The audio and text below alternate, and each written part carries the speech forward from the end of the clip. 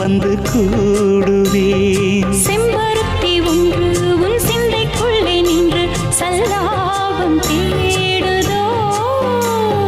சங்கமங்கள் கண்டு உன் அங்கங்களில் இன்று செந்தேனும் ஓடுதோ.